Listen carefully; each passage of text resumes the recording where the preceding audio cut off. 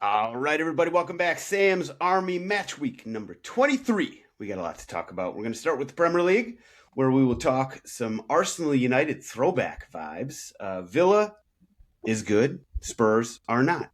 Halftime will be a Premier League related pop quiz. Round the World, of course, will be a Champions League primer, and then stoppage time with Ivan Toney's best bet and everybody's favorite segment, GOAWs. Now, time to welcome in this week's panel of beauties. We got Tyler Terrens, we got Mikey Fowler.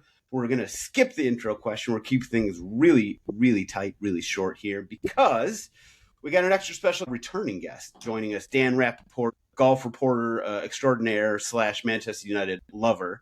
So, Yes. Dan, where have you been lately and how you feeling? I was in Dubai last week.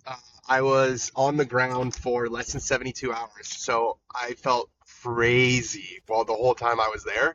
It's a 12-hour time difference from LA, 16-hour flight, but we do it for the content, you know? So I'm back in LA. I was back in LA for like a couple days, shot an episode of my show this morning, and then now we're heading down to San Diego because the Farmers Insurance Open begins this week, so I'm heading down to the tour event. All right. Well, I really do appreciate it as always. And of course, before we get into the Premier League and Manchester United dropping its danglies all over Arsenal, quickly get in the Sam's Army Patreon, $3.99 a month. That gets you access to the Sam's Army Discord and all the great things that come with it. Best money you'll ever spend. I swear to you on that. Now, Manchester United, Arsenal. So what I typically do here is say, boys, what's the most notable result from the weekend and why? But we aren't going to do that. We're going to go right into the game that everybody was talking about coming out of the weekend, and that, of course, was Manchester United's 3-2 win over Arsenal. An incredible game, really sort of gave me vibes of like the middle, the Premier League 2000s where both these teams were just at the top of the table, duking it out left and right. But we do have, as I've said, Manchester United fan, a resident lover of all things Red Devils. So, Dan, you weren't on last week to, bless us with your thoughts on the City game. But basically, everybody knows what United's been through lately. It's been a lot of, ups and downs, a lot of downs mostly. But lately, after you got rid of Amorim, after Michael Carrick, stands in, you are you're quite a squad. So just walk us through where you're at right now.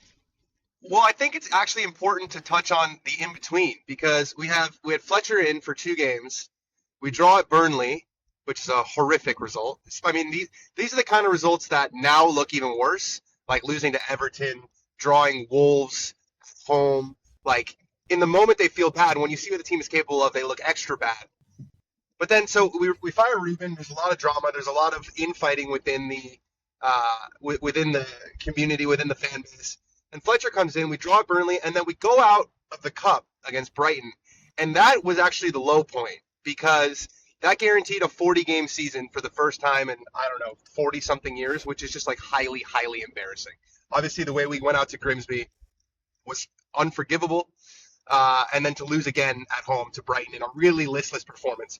And like as loud as Old Trafford and as alive as it was for the City game, it was like a morgue for the Brighton game. Like the mood was on the floor.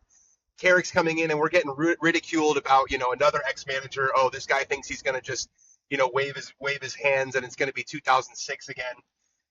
The Derby, you knew they were going to get up for. They had a new manager. They had kind of a week to prepare for it. And we've beaten Manchester City or given them problems when we were shit. Like last year, we beat them at the Etihad, like in remarkable fashion in the worst season in our history. So, I mean, that was an incredible result, and it's always lovely beating City. I actually kind of, to use a golf reference here, I think that like being a Manchester City fan is kind of like being a live golf fanboy. But we can discuss that another time. The Arsenal game was like, is this actually a real thing? And not just the way that they won the game, coming back, scoring 3 goals against Arsenal, which I saw a stat they hadn't given up 3 goals in a game since I think December of 2023, giving them their first loss at home. It was who scored the goals and the manners in which they were scored. So it's 3 guys who weren't on the team 13 months ago, which I think contributes to a lot of this feeling among the fan base that Ruben is starting to look worse and worse. as this gets further and further away, um, because and the sort of management team that's choosing the players and doing the transfers is looking a little bit better. So it's Dorgu, Cunha, and Mbumo, three guys who were not on the team 13 months ago, and really promising players for the future. The mood, I go to this bar. It's got to be one of the best soccer bars in America, called O'Brien's on Wilshire and 23rd in LA. It's a huge United bar. I mean, there was a line around the block at 7 in the morning. It was absolutely on fire in there. And I think, when we go on a run of form like this, it's a reminder of how massive we are and how much of a sleeping giant we are, because and obviously algorithms are personally based, but all I've seen all across the internet is just United, United, United. I mean, Patrick Dorgu, they're singing the George Best song for Patrick Dorgu. I mean, we got the Cunha Bruno, Luke Shaw Bruno last week. This week we got Dorgu Bruno, Patrick Dorgu. Like, it's dreamland. It is the best 8 days to be a Man United fan that I can remember. Now, to end this soliloquy, the caveat, we have shown up against good teams in the past. Before Amorim got sacked, we beat Chelsea this year. We beat Liverpool this year. That's not what got him sacked. What really got him sacked was speaking out against the board. But what got him sacked, sort of, was our form against the mid-table teams. Now we got Fulham, who I know they're doing a little bit better. We got Fulham, Tottenham, and West Ham. I think these next 3 games will go a lot further toward determining the legitimacy of this team and the legitimacy of Michael Carrick's long-term candidacy than the last 2 games. If they can get 7 points from these 3 games, the conversation around Carrick will shift significantly. You touched on a lot of things right there. Now, obviously, Mikey, if I threw it to you, you would have some rather defensive thoughts on this. Let me throw it to the kind of third party here, Tyler Nathaniel. Any thoughts on, Manchester United, the Arsenal game, or what Danny Rapp just said? I mean, it's tough to disagree with anything that he said. As the quote unquote neutral, I found myself just in the worst place possible watching this game because I'm basically rooting for Arsenal at this point because Manchester United win and they go above Liverpool in the standings and into their Champions League spot. Obviously, Liverpool coming off the Bournemouth loss, and God forbid I ever rooted for Arsenal in anything ever, and I feel like I would have to sell my soul to the devil, and I don't mean the Red Devil. And I just was in this horrible spot where I didn't know what to root for, who to support. But what I did find was that Arsenal plays shit football. Manchester United more fun to watch. And I was rooting for United to win the game at the end of the day. Talk that talk. I feel dirty for even saying it, Dan. But Jesus, why would we crown a champion who plays that level of trash? And I can't sit idly by and support it. And I unfortunately think that they're going to limp over the line. But at the same time, there might be an assembly line full of Declan Rice, Bukayo Saka, and Eberechi Eze who are, at a bottling station at a Heineken warehouse. So I don't know. I have a lot of feelings and a lot of thoughts. But at the end of the day, how could you not just stand up and clap after both the Dorgu goal and the Mateus Cunha goal? Yeah, I mean, I was impressed. Those goals, the Dorgu goal especially, I was just like, wow, that is. I really thought that they might wave it off because of the kind of maybe handball thing. I'm so glad they didn't. Mikey, your turn here. What do you got? Oh, I'm really happy for everybody. This is a trophy. This should count. Hang it. I'm really proud of. I think it's really good that we're able to compartmentalize 36 weeks of the 38 for these last 2. I think that everything's fixed, and long live Manchester United as is. I hope you remain exactly as is. What is your defense to Tyler's point that the style? I mean, I got texts from a lot of people saying you gotta take points off the set piece demons. You Stoke Newington FC. I mean, obviously a screenshot can be misleading, but you see the screenshots of the 8 guys surrounding the keeper for the corners. It's not endearing them to the masses. Yeah, it's effective as currently, and I'm sure if any of your clubs were doing it, you'd be a big fan of it. It's the quantity of which we're getting these because of the low blocks in the areas, so it's kind of going to be, unfortunately, one of the best, most effective ways to break down teams that play low the entire time. Not saying that that's what happened, but it's why the statistics kind of even out at the end there. It doesn't look good. It doesn't look pretty in the league right now. I don't think anybody in the top six should be proud of their form in the last 5 matches. And when you look at the way they're playing in Europe versus the way they're playing, wins at the San Siro against Bayern Munich, thrashing Atletico, I don't think the goals are not there. I just think that it's a different beast in the Prem, and playing, like you said, more than 38 matches is hard. I'm proud of you guys for focusing on the one a week. I think it's a good way to get back on track. Do you think that's just nerves that they're playing that way in the Prem? I got to go here in a sec. So yeah. No, the fans are not helping at all. The atmosphere and the gasps after everything is just a culmination of the last 4 years, and it's gonna be an awful time to be an Arsenal fan for 3 months. Well, that's what's so interesting is like this. It's not like there's 5 games left and they're like freaking out like this. You know what I mean? Like there's a chunk of the season left. Yeah, there's a lot of business end to go. We still have to go to the Etihad as well. So yeah, not the happiest time. Dare I say, gentlemen, that I think that Arsenal and this system, and to disagree with Mikey a little bit that the goals aren't there, like I think that they're cutting off their nose to spite their face a little bit. Like when we think about the players that Arsenal bring in and the quality that the players that they bring in, like Eze, for example.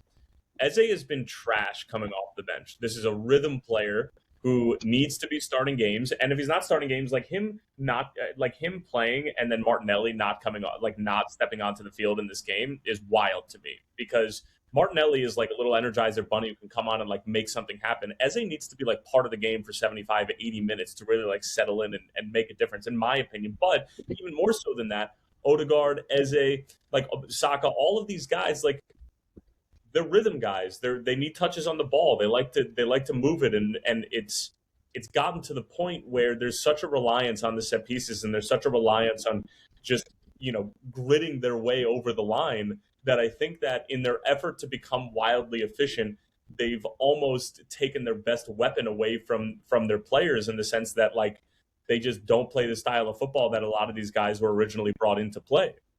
And I just kind of feel like it's kind of catching up with them, to Mikey's point, particularly in the Premier League, because Europe is different, and Liverpool's a great example of that. I mean, like Liverpool haven't won a game, I think, in like 4 or 5 in the Premier League, but they're perfectly fine when it comes to FA Cup and when it comes to the Champions League. It's apples to oranges, or cantaloupes to apples, as I like to say. But I can't help but like watch this Arsenal team, and I'm like, these guys that they bring in are just not playing the football that they, I guess, were originally intended to play. Maybe with the exception of Zubamendi, because he was brought in later in this whole thing. Amazing! I don't know. What a pass! What a pass! Yeah, that was nice. That was nice. A nice way to get United off the schneid. Now again, I know you got to go, but quick question for you here. So you mentioned that the next little sort of run of games, you are at home against Fulham, at home against Dr. Tottenham, away to West Ham, away to Everton.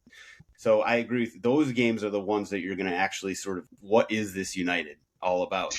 Where are you on the Michael Carrick? Should he be the manager question? Yeah, I mean, look, I think all of us are dealing with a little bit of PTSD from the Ollie situation, which is probably unfair to Michael Carrick. They're different people, but we have seen this movie before, and pretty recently, where a legend of the club comes in. I think he won his first 8 in a row. They finish, and it ends poorly. And because they didn't win a trophy, and they didn't really. I finished second one year, but they didn't really challenge for anything. The narrative and the fan base about Ollie is it was nice, it was good vibes. That should not be the standard of Manchester United, right? And I think there was this belief that we need to bring in a proper manager in order to reach the heights that Liverpool or City have reached in the last couple of years, which is probably unfair to Carrick. And then also, like, there is the unavoidable reality that, like, he got sacked from a championship side. But I think it's unfair to compare him to Ollie 1-to-1, and I think it's unfair to compare managing Manchester United in this capacity to managing Middlesbrough, because there's I feel like there are, in football, like there are coaches that they just win at every level, and like you can give them any sort of players and they're going to figure it out. I think soccer is a little bit more complicated than that with the dressing rooms. I think having status as a legend of the club definitely matters, whereas, legends of football typically aren't football coaches.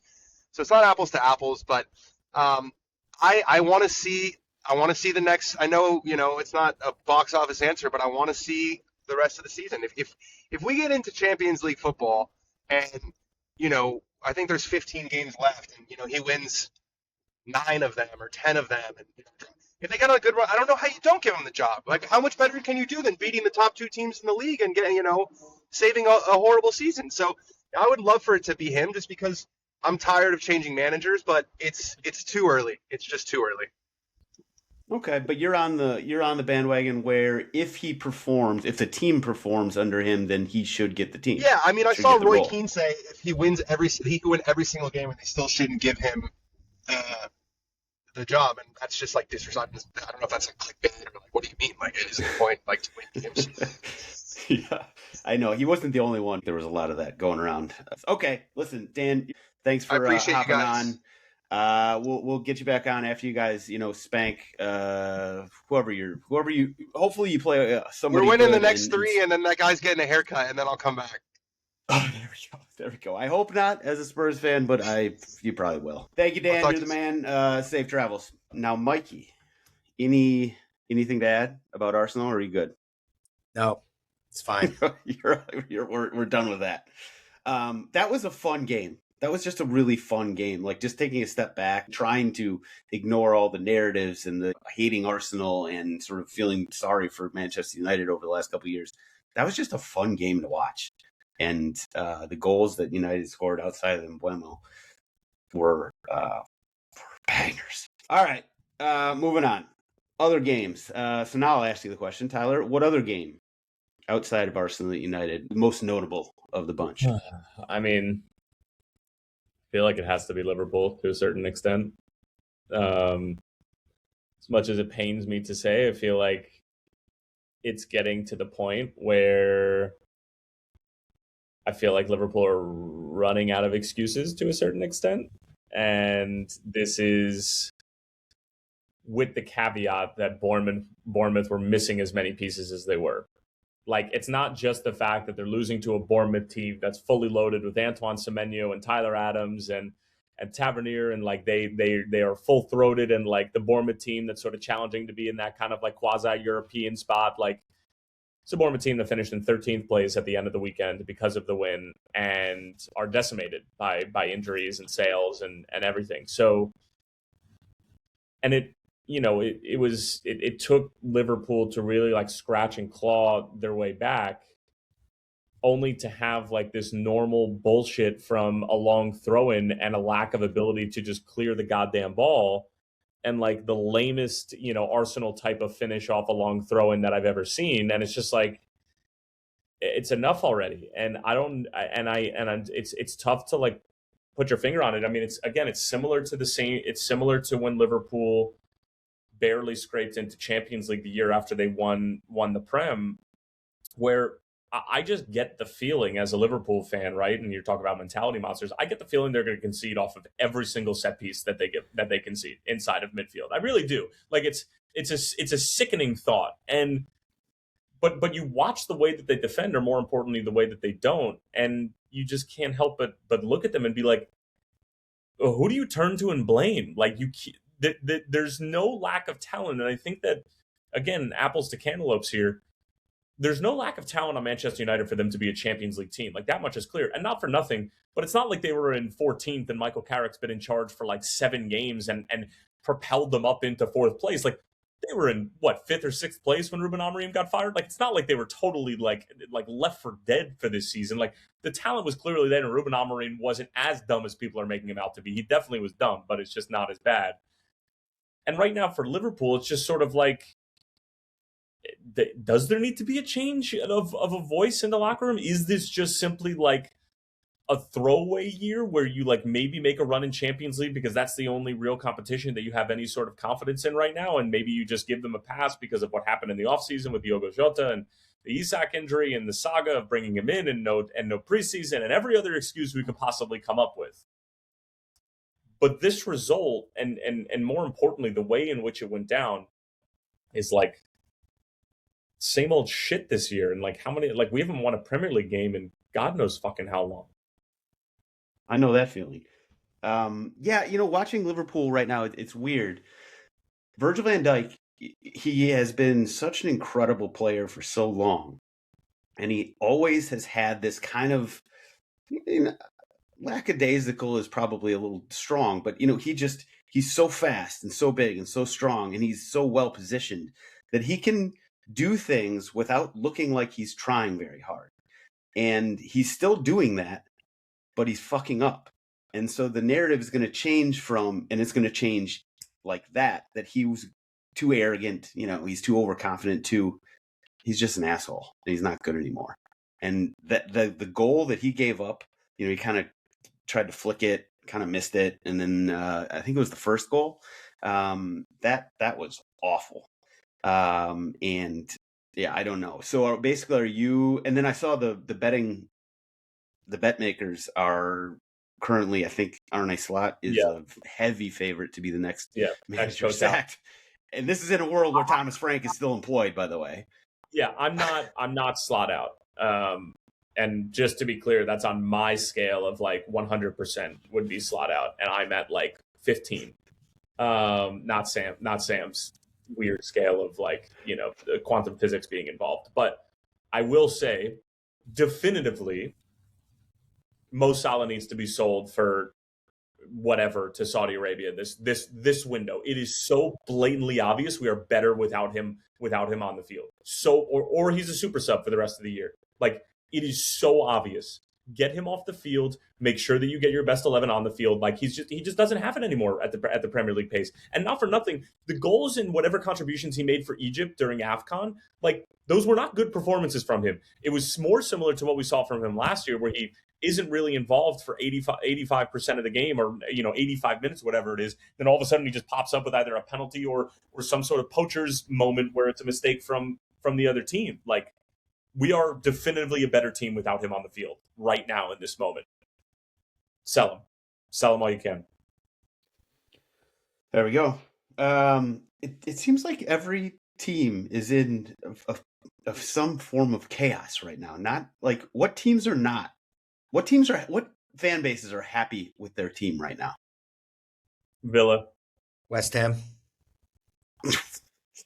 Are they? Yeah. After like 2 wins? Comparatively to 6 weeks ago, yeah. I think yes. I think that they feel very good. That's true. Villa's a good shout. Leeds, perhaps. Sunderland. United's happy with with the last 2 weeks, as we just. But I do think that if you talk to United, just like Dan said right there, like they're like taking it with a kind of a grain of salt. Like those. No, but you heard him. If Carrick wins every match for the rest of the year, he'd consider keeping him. Sunderland's happy. I said Sunderland. Adam in the chat said Everton ? I mean, Till today. That's fair. Today was the most. What a disgusting. Today was the most Everton result of all time. 1-1 draw in a. There were a few missed opportunities in that one. Quickly, some other games. Tottenham. I had to laugh when Rapaport was talking about how embarrassing it was in retrospect that they drew with Burnley. I was like, oh, brother, I know all about that. So Tottenham drew with Burnley 2-2. Our goals came from our 2 center backs, including a last gasp equalizer from Christian Romero. So, scores every week. For everybody, basically, I mean, Van de Ven and Romero are the only consistent goal scorers on this fucking team. So we've now lost to West Ham and scraped a draw away at Burnley in 2 weekends, and in between there, we win because that's what we do again in Champions League. And unfortunately, that's why Thomas Frank still has a job. I mean, it's just that simple. He still is in a job. It's because we're in 5th or whatever it is in the Champions League table. Yeah, it sucks. He does not belong there. I like, for some reason, watching Arsenal this weekend made me more mad about Thomas Frank coaching Tottenham, which makes no real sense. But I saw parallels there. Whereas you guys are fighting for a title, we're fighting to avoid relegation. But like, I saw the same sort of thing where it's just teams playing not to lose. Nobody's going out there to win right now, especially Tottenham. And it's baffling and it's frustrating. And I am now, whatever, I can't remember what my scale was before. I'm like 97% Thomas Frank out at this point. His team stinks. He refused to use Tal. It's just, I don't understand where his head's at. And we stink with him as our coach. Time to move on from that. Other teams that are not happy, Crystal Palace.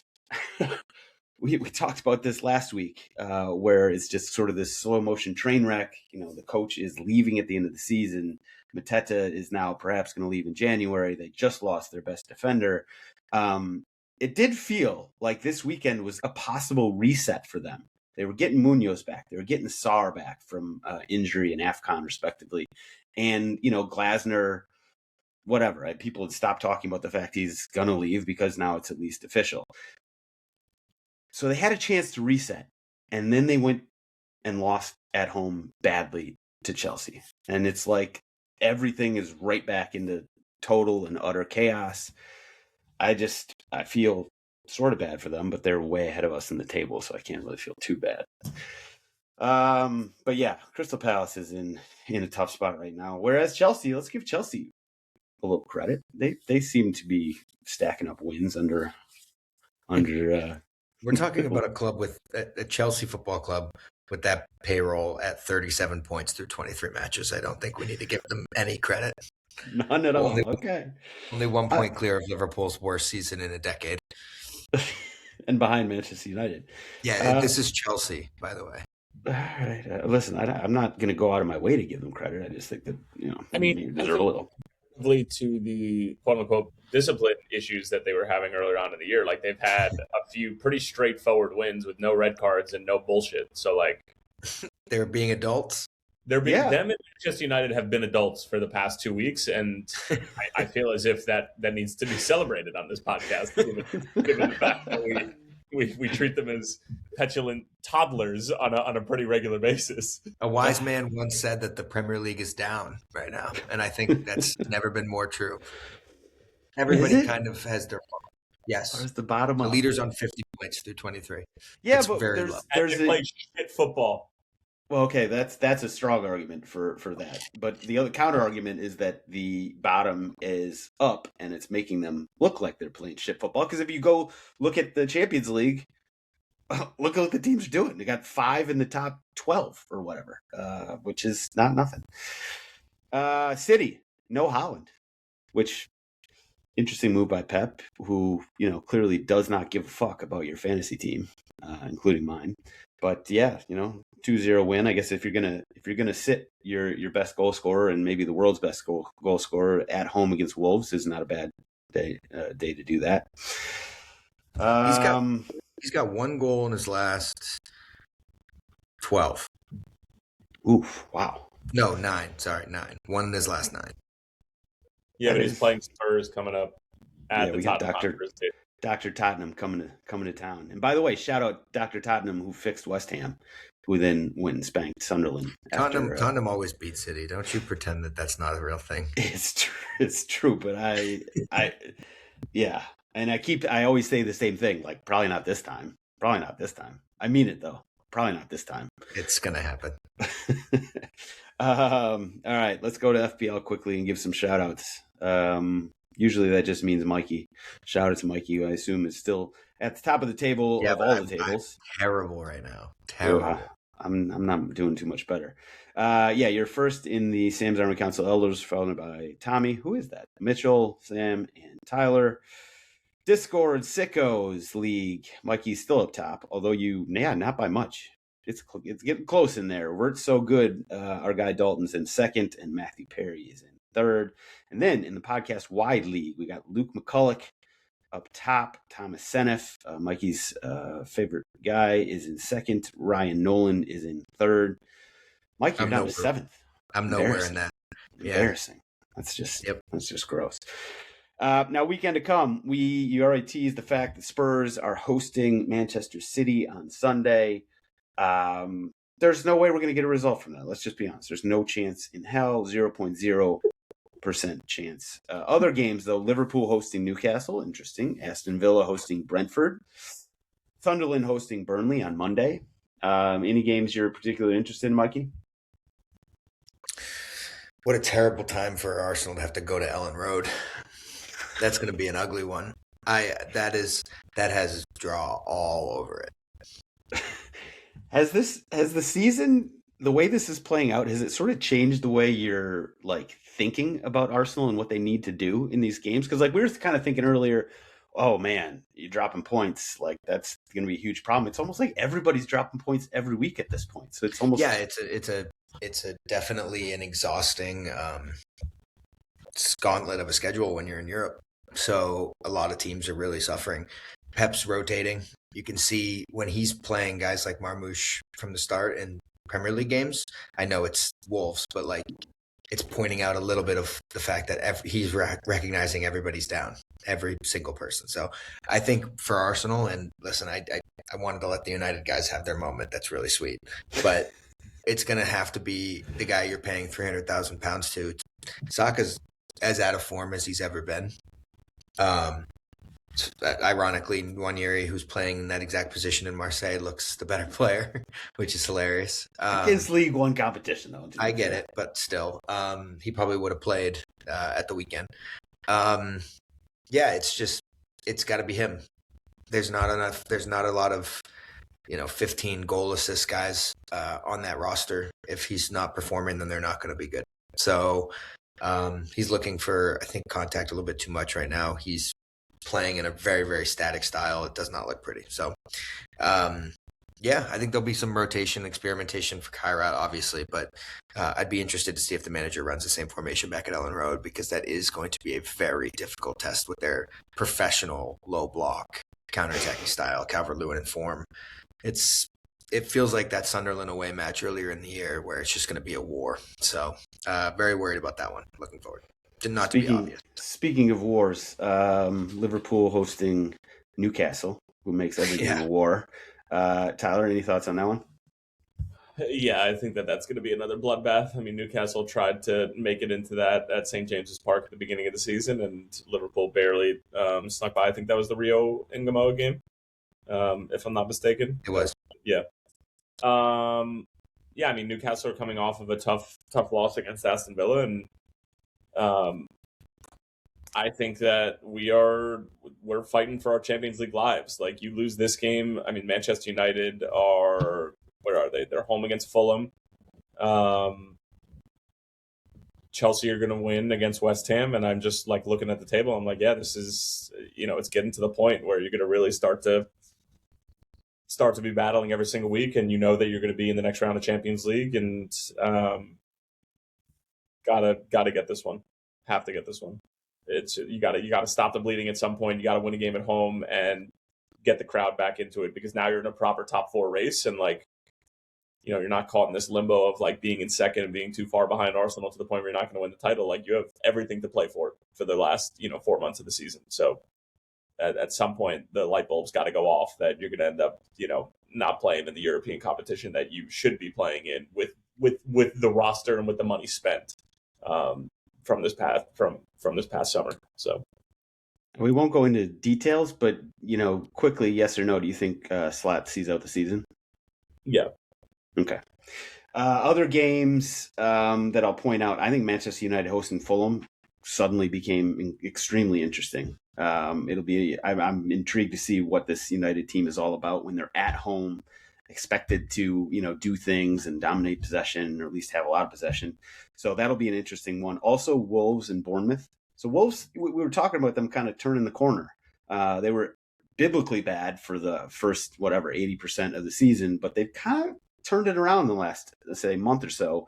Now, they did lose to City, but that's not really, at City. That's not nothing to, cry about too much. And hosting Bournemouth this week should be an interesting one. A Bournemouth team that, as we've already talked about, beat Liverpool, but also has not been playing that bad. So that should be an interesting one as well.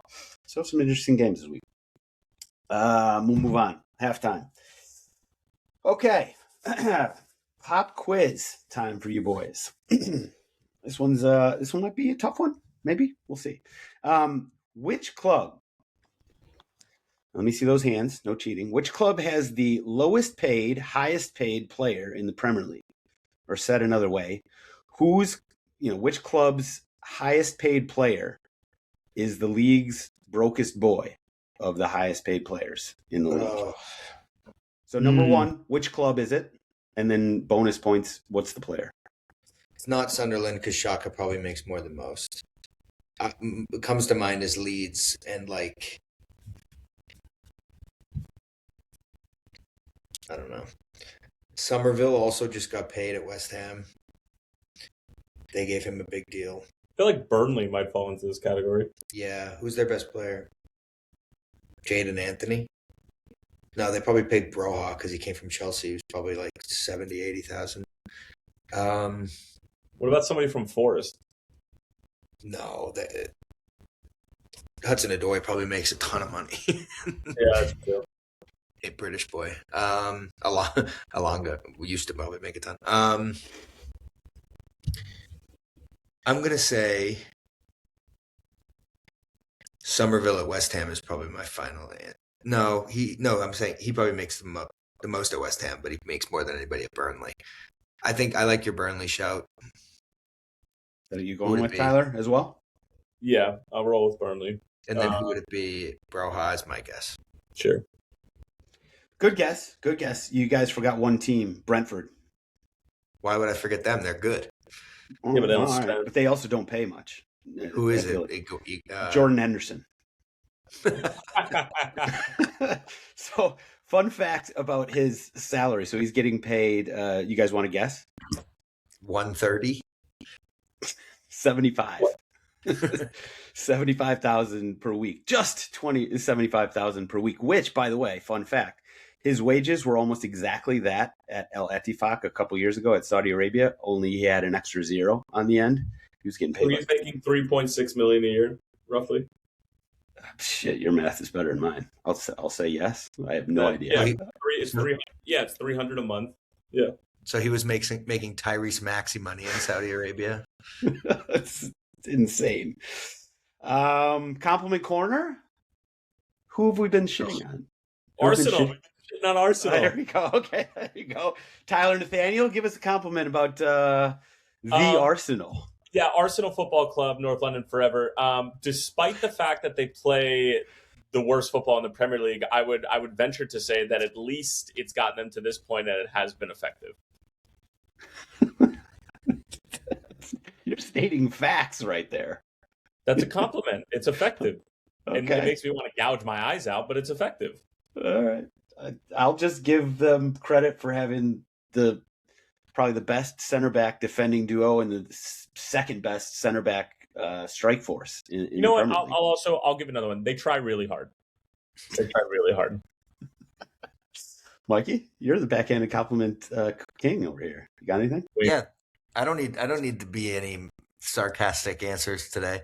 Why would you?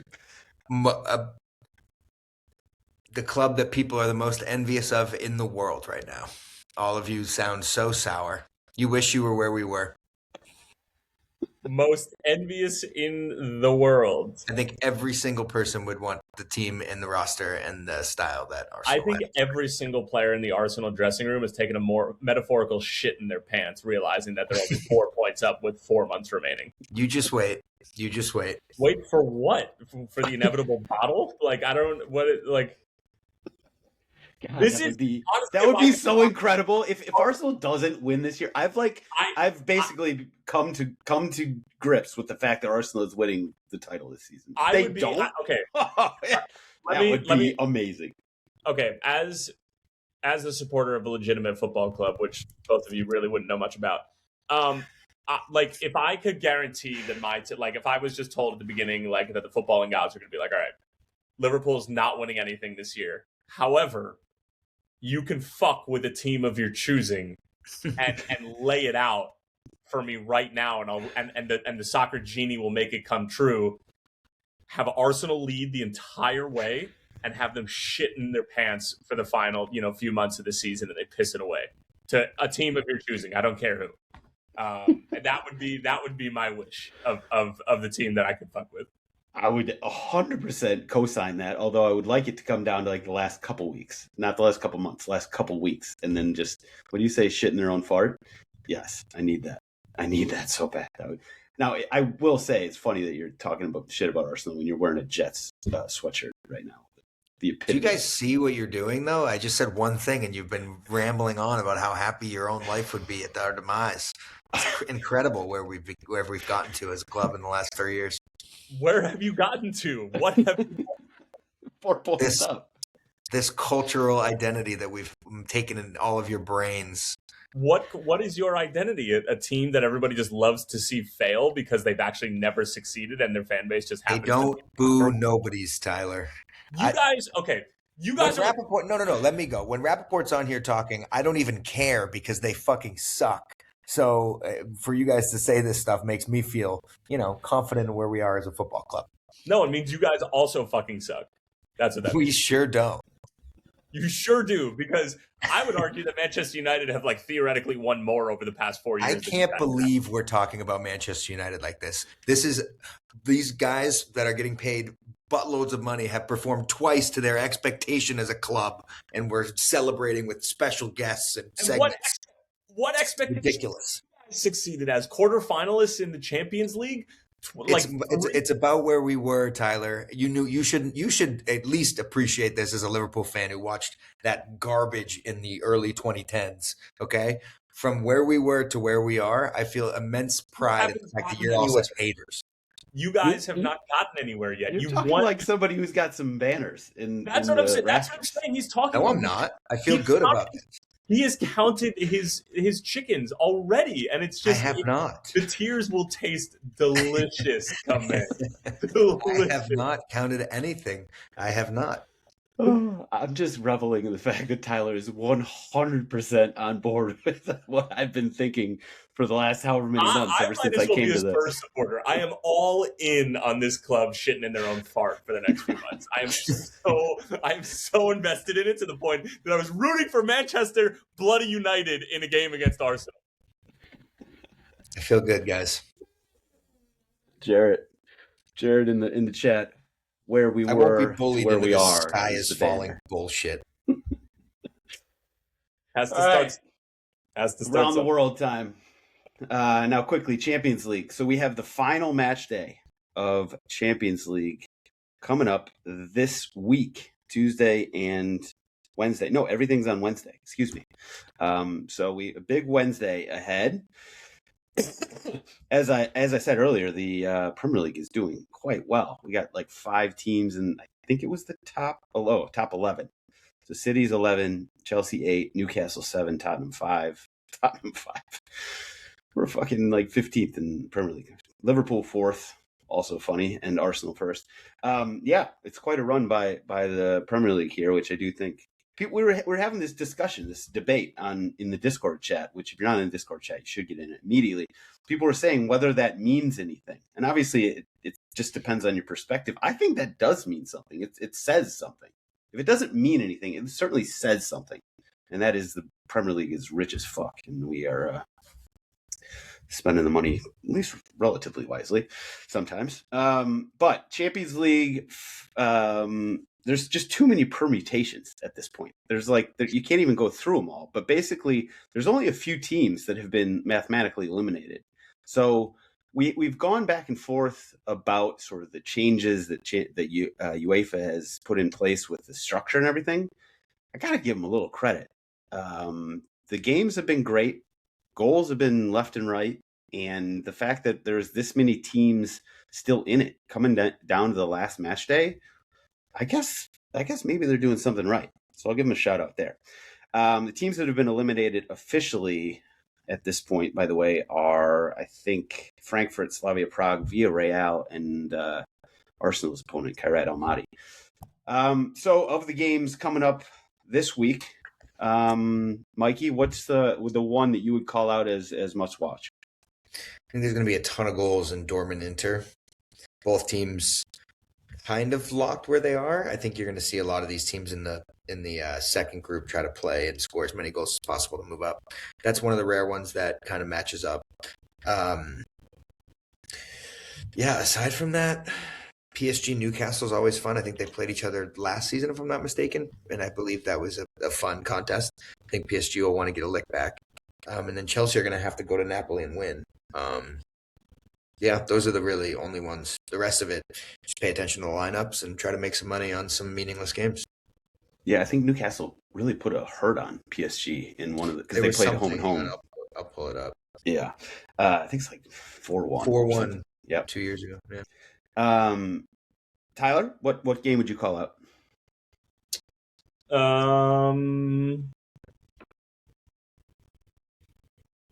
Did Mikey? I was actually making a couple of transfers on my Premier League fantasy team because I am definitely going to do another TikTok dance right now, and I need to sort it out. Did he say the Benfica Madrid game? He did not. No. Yeah, I've got my eyes all over that one. I mean, Jose and company still have an opportunity to potentially qualify. They would inevitably need some help. And then if you're looking at Madrid right now, they're pretty locked up. They're fine. Yeah. So I think that's a real opportunity for Benfica to maybe get some points. And obviously Madrid has been struggling in the league. So I like that one a lot. Okay, I'm going to shout out. There's a different game that I think will be an incredible game. I'll get to that in the best bets segment. But I'm going to call out Frankfurt Tottenham because if you know anything about Tottenham, we're playing a Frankfurt team that has been eliminated. They got nothing to play for, and it's this doesn't set up well. just karma and being Tottenham. Like this is not a good time for us to be playing anybody, but especially a team that has nothing to play for, except for the fact they're probably still pissed off that we knocked them out of the Europa League last year. So I got my eyes on that one. Not necessarily, maybe one eye. I'll close one eye and watch with the other eye. All right, stoppage time. Best bets. Ivan Toney's best bets. Where? The overtrain. We took a week off, and it's been real feast or famine around here on the overtrain. Last week was a big old feast. We went 4 for 5, moving in the right direction. So we've had a 4 for 4, a 4 for 5. Then we went 0 for 5, and now back to 4 for 5. So, as I said, feast or famine. Feeling good about this week. We're going to start on Wednesday, where I started with Frankfurt and Spurs, thinking Frankfurt might actually carry it all themselves. But I'm going to move off that. I'm going to go with the PSV Bayern game, which should have probably 18 goals scored in that game. So we're going to go over 3.5 in that one. And by the way, these are all over 2.5, Wednesday through Sunday, one a day.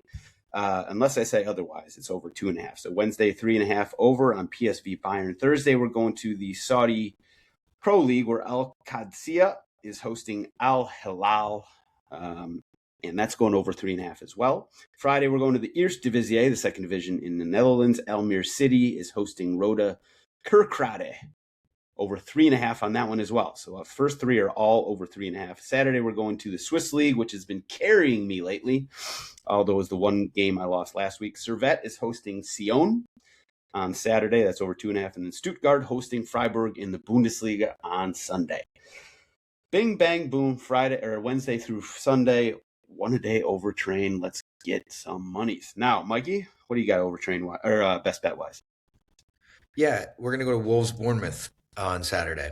There's a player that I've started to fall in love with on Wolves that I think he's going to have multiple shots on target. The line isn't posted yet, so when it does come out, we're going to be taking it.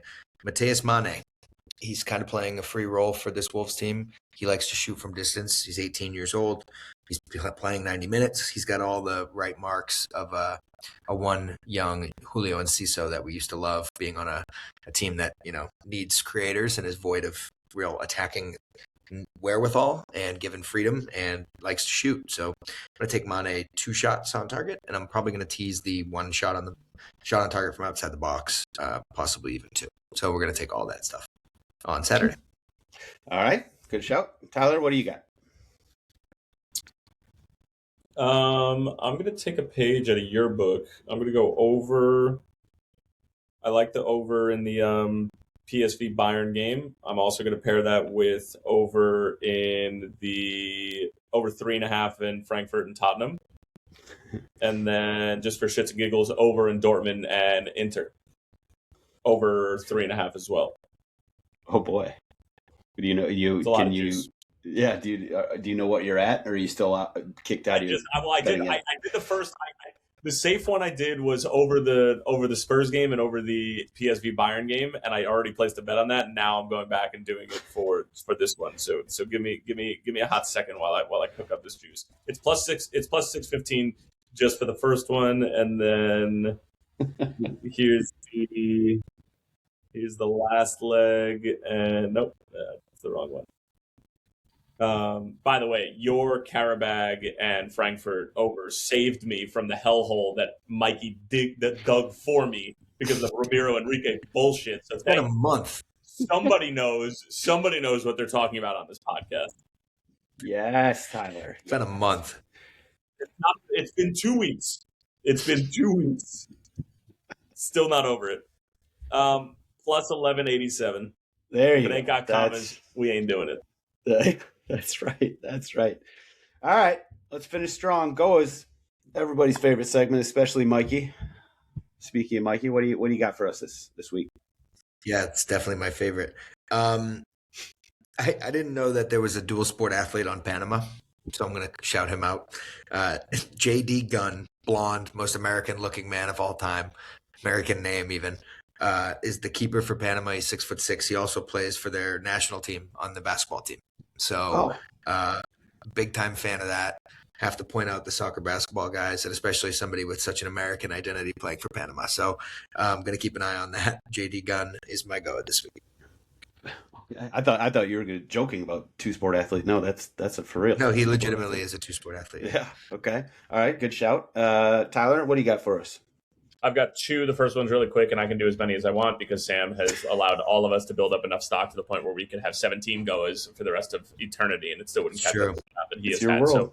So Tierno Barry on Everton, 3 celebrations for 1 goal, and I just I'm tired of it. I'm tired of 3 different celebrations celebrating one tally in a home draw against Leeds.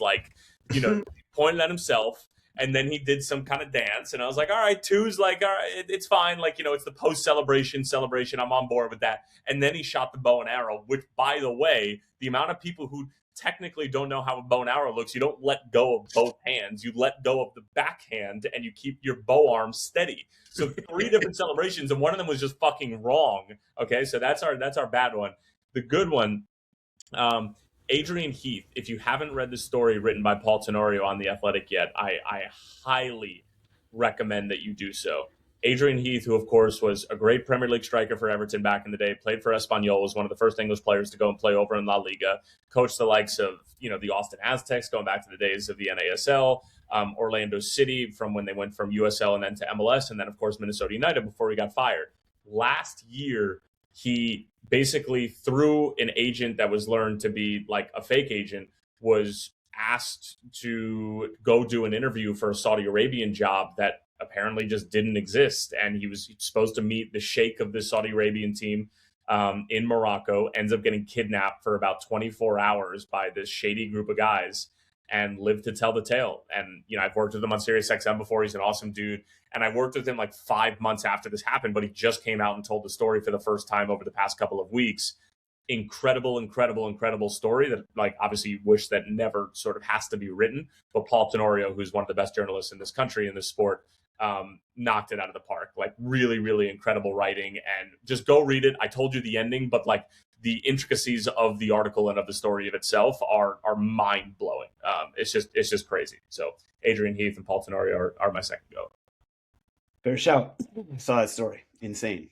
Okay. My GOAWs this week, I'll keep it quick. So keep Tyler and Nathaniel on board. Quick shout out to Thomas Sandgaard, who is the American owner of Charlton. I think his firm, his company, just got indicted for fraud. That can't be good. Mbappe deserves a shout out for doing a Panenka. Right, this is 3 days after Brahim Diaz's Panenka that lost them the AFCON final. So he did a Panenka in the Real Madrid game, and the camera guy cut from Mbappe immediately to Brahim Diaz. Just incredible camera work there. Shout out him. I think Mbappe may have even dedicated it to We Brahim Diaz. use correct terminology when we're talking TV. The director. Great work from the director. Yeah. Shout out to the director. Well done.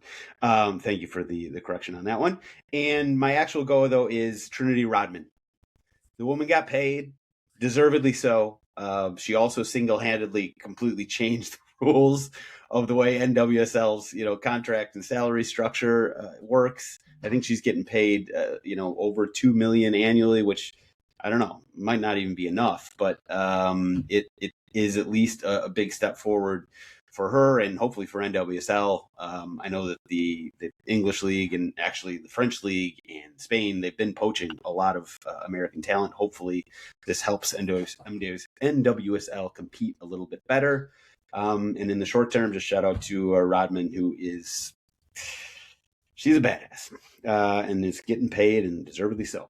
So there we go. Mikey, Tyler, you guys are the best. Mitch will be back. Tommy might not. But we'll keep going. We'll be back bigger and better and maybe faster and stronger next week. See you guys then.